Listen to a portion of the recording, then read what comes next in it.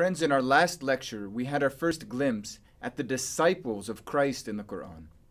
In this lecture, we're going to focus in particular on that topic, on the disciples, and we're going to see that the way that the Quran presents the disciples of Christ is a reflection of the way that it presents, the way that it offers a perspective on Christians generally. Why don't we start with the term for disciples? In the Quran, the Arabic term is hawariyun.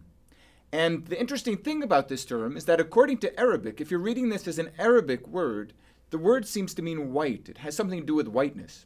And this leads to most commentators speculating on why could it be or how could it be that the disciples are associated with the color white. And the most common opinion that they have is that the disciples were bleachers or whiteners of clothing. Very simple explanation for why they're called something that has to do with white. One scholar named Farra, who dies in the year 822, wrote about this. It is said in the commentaries that they were called Hawariyun because they were bleachers of cloth. According to another view, in this we find, for example, in the commentary of Tabari, someone we've encountered before, the great commentator who dies in the year 923, the answer is they were called Hawariyun because their clothing was white.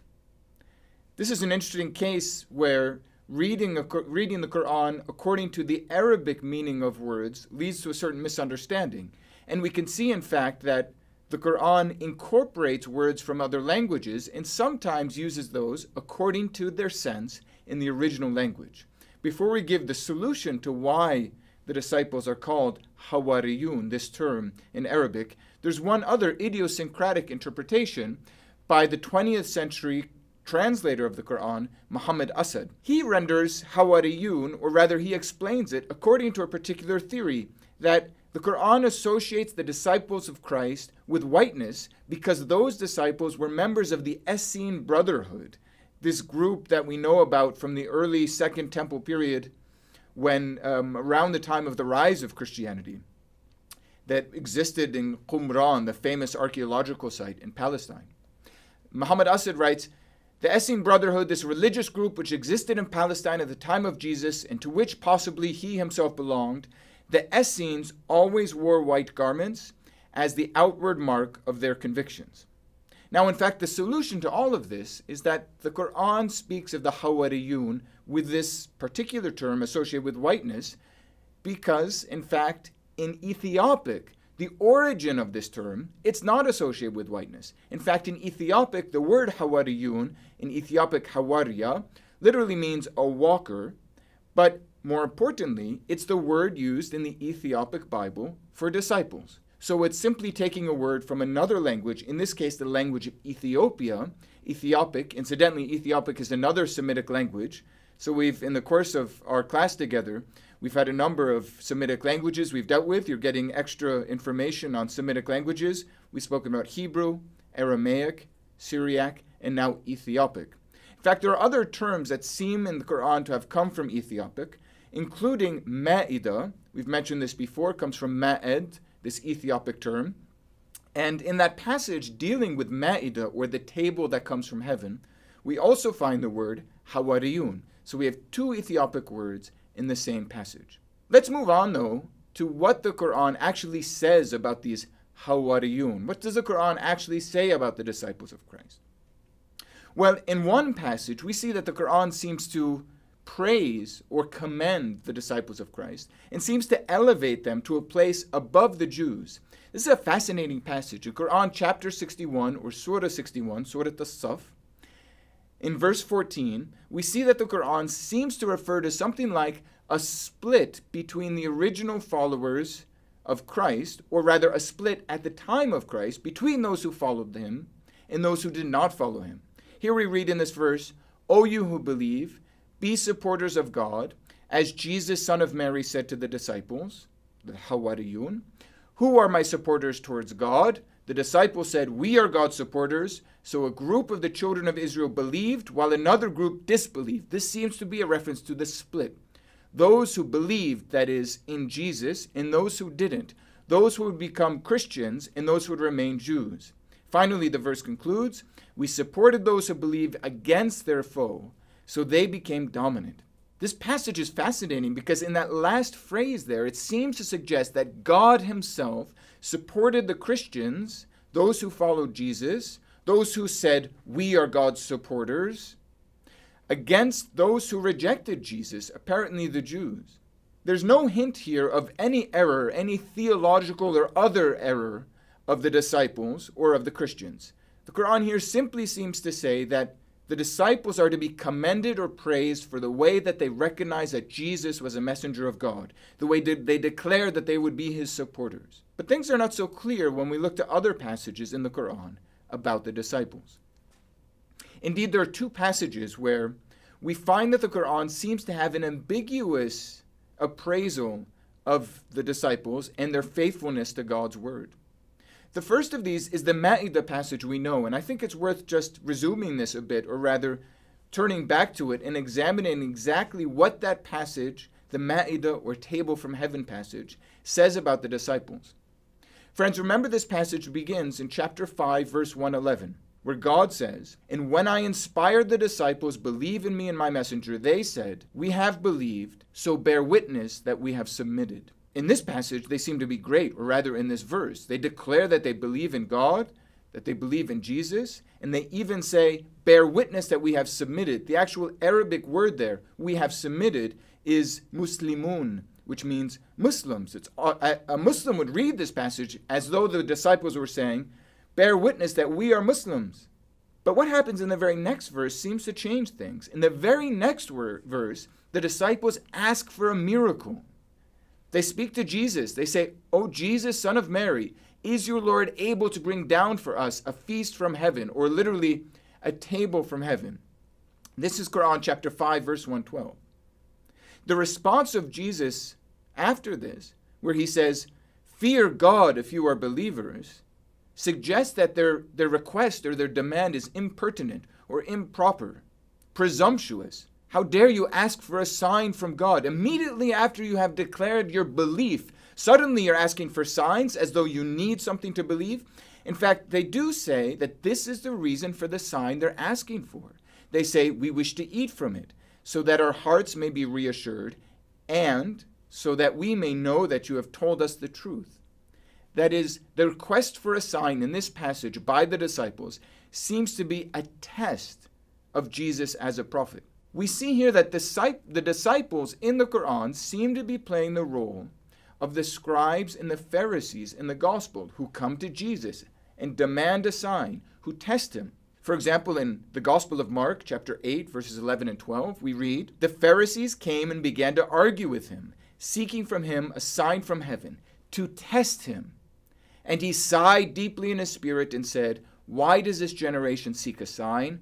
Truly I say to you, no sign shall be given to this generation.'" This gospel passage seems to provide the background which explains the way that the Quran is presenting the disciples as those who claim to believe but nevertheless demand a sign, test Jesus. Their belief seems to be imperfect.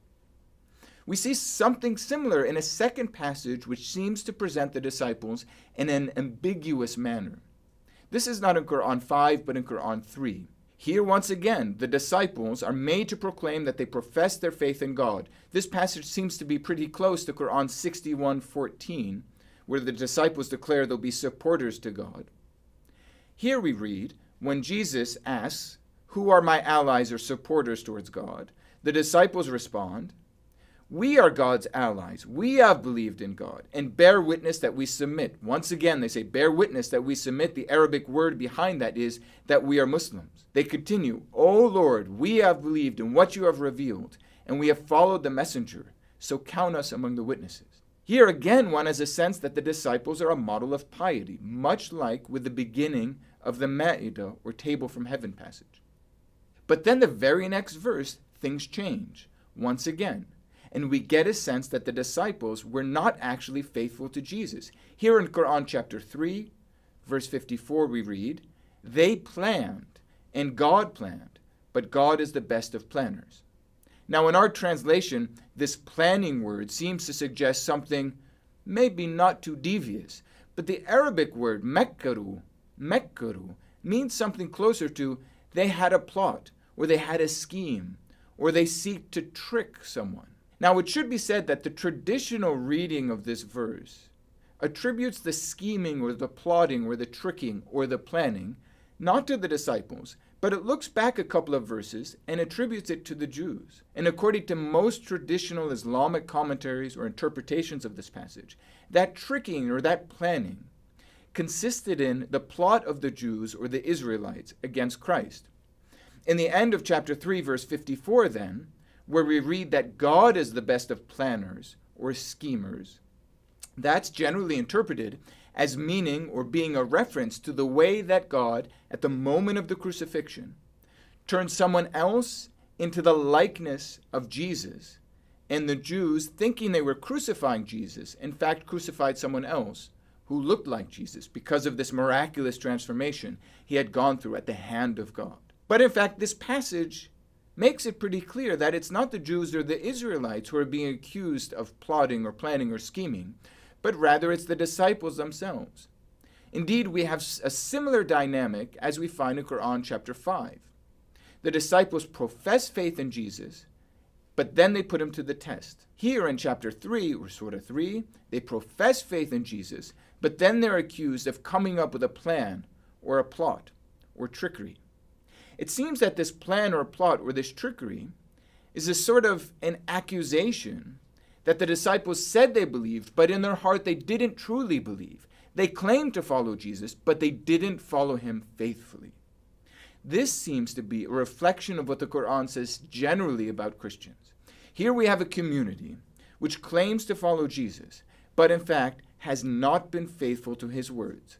We remember here, friends, the perspective of the Quran, that Jesus was something of an anticipation of Muhammad, that he taught the things Muhammad would teach, that his revelation from God, his book from God, was like the book of Muhammad, the Quran, that he was not son of God, did not die, was not a redeemer, was simply a Muslim prophet who professed monotheism. Well, before we conclude this brief investigation or analysis of the disciples of the Quran, there's a couple more details about them that we might add. First, we should say that the Quran doesn't have any particular interest in the characters of the disciples. It doesn't mention Peter or John or James or any of the disciples by name, nor Paul, who of course comes later in the Acts of the Apostles. In fact, we've already mentioned the Quran never quotes the Bible explicitly. There's one passage from the Psalms which is a bit close. The Quran refers to a camel going through the eye of a needle in chapter 7, verse 40, which is, of course, a reflection of the famous maxim in the Gospels. But it never quotes from the New Testament explicitly. It also has very little interest in any character outside of the Gospels. So in the Acts of the Apostles, or all of the letters of Paul, or the other letters, the so-called Catholic epistles, or in the book of Revelation, the Quran shows no interest in those books. So we see a sort of uneven treatment of the New Testament, a focus on the Gospels, and a particular focus on Jesus. We might also note that the Quran is not interested in the development of the church in any way, even though it's a book that was proclaimed for the first time in the 7th century. Christianity was all around it in the Middle East generally.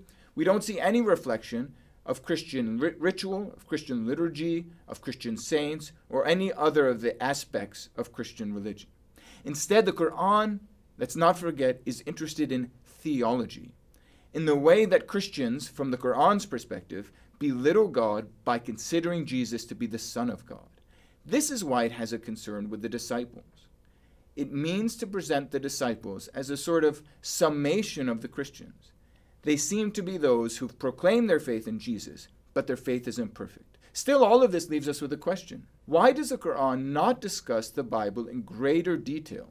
Why does it not refer to the Gospels by names or the other aspects of the New Testament? Is it that the Quran is uninterested in the Bible, or does it not know the Bible in detail? And this is a question we will address in the upcoming lecture.